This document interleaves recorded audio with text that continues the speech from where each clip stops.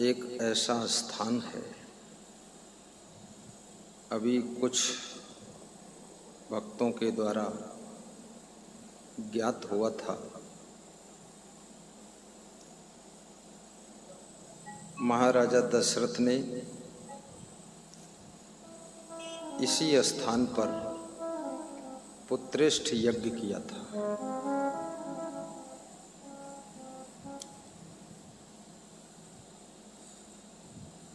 ऐसा लगता है उस समय अयोध्या नगरी यहाँ तक फैली हुई थी। बीच में सब लंबे अंतराल में युग बीत गए, बहुत बड़ा परिवर्तन हो गया। क्योंकि राम की जन्मभूमि यहाँ से बहुत दूर है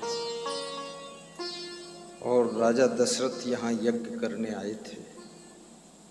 इसका मतलब बहुत दूर तक अयोध्या विस्तृत थी। महाराजा दशरथ चक्रवर्ती सम्राट थे, प्रभावशाली राजा थे।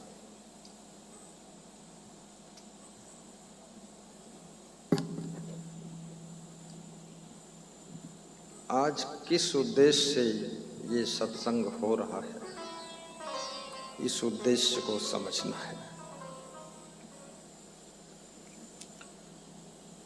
मनुष्य के अलावा जितने प्राणी हैं उनको कोई समझाता नहीं है। अपने आप योनि और खानी के अनुसार सब सीख लेते हैं जीवन यापन। लेकिन मनुष्य एक ऐसा प्राणी है जिसको जीवन यापन के लिए भी सीखना पड़ता है और सिखाना पड़ता है। बुद्धिमान तो बहुत है मनुष्य, परंतु मनुष्य एक ऐसा प्राणी है जिसमें बहुत अवगुण भी है और उन अवगुणों के कारण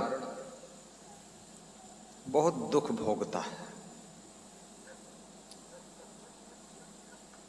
और सुख ढूंढता रहता है। मख माने यज्ञ होता है। जिस धरा पर यज्ञ हुआ था पुत्रेष्ठ यज्ञ, वो धरती है। ये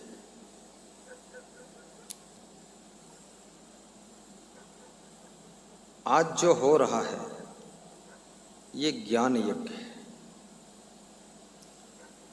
जिसको भगवान श्री कृष्ण कहते हैं कि